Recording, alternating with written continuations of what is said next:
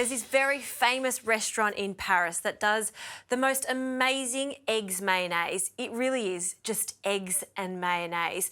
Now, first up, we need to boil 3 eggs. So 3 eggs go straight into a pot of just cold water.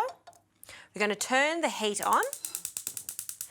And once it comes up to the boil, I'm going to cook the eggs for about 8 minutes so they're hard boiled. Now we're going to use the other egg yolk. So this is to make the mayonnaise. So we're just going to break our eggs straight into a bowl. This is just a nice little trick when you're using your eggs. Just scoop out the yolk and we'll pop that into a bowl. And we'll do that for the other one. And don't waste these egg whites because they work really well if you want to make an egg white omelette, or just freeze them and they're fantastic to make meringues at a later date. So pop them to the side. I like to add some Dijon mustard, so a teaspoon of Dijon mustard with our egg yolks.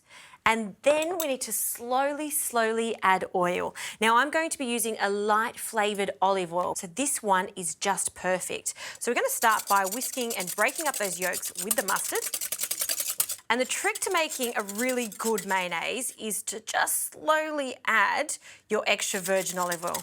And then this process, you just want to be patient with it. If you add too much of your extra virgin olive oil at the beginning, it won't thicken up. We need it to emulsify, so little by little. And then, once it starts to get thicker, we can do a free pour and add some more.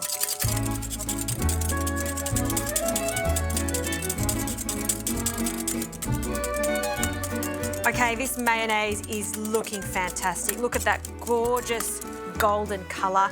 It's the perfect consistency. And now we can flavour it with some acidity, so just some vinegar. You could also use lemon for this. A little splash of the vinegar will also thin it out. And some salt, good pinch of salt. If you like some pepper, you can add some pepper. I'm adding just a small amount of pepper because I like the addition of some cayenne pepper. So I'll add a small pinch now and we'll add a little more on the top of it for a garnish. Okay, mayonnaise is done. We'll pop that to the side.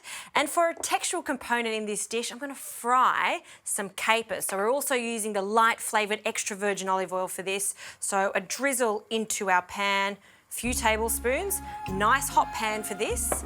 And when you're using capers, you want to dry them really well because any liquid or moisture, so the brine, will make them spit quite a lot. So drain them, pat them dry with some paper towel, and then in they go to the hot pan. So these won't take long at all, and then I'll drain them on some paper towel. I'll also wait for these lovely eggs to finish cooking and I'll cool them down completely before peeling them.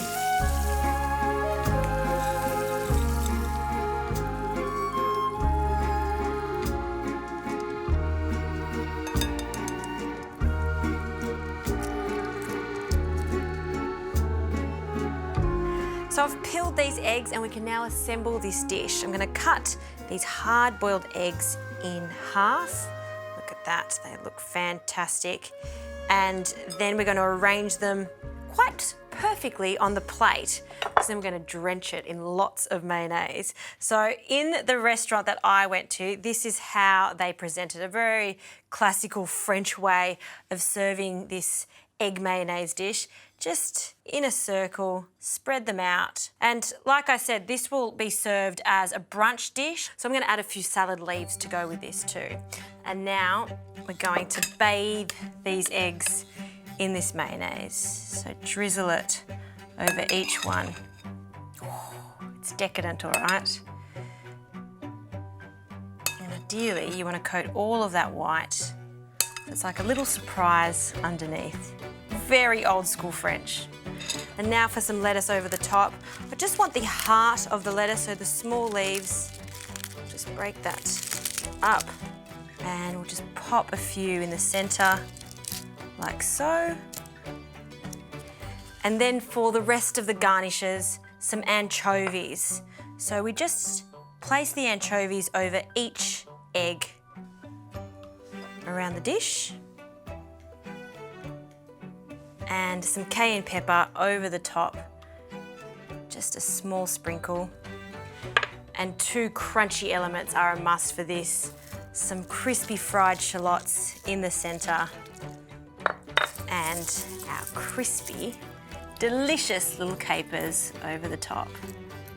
This is a recipe that evokes so many memories in bistros in Paris.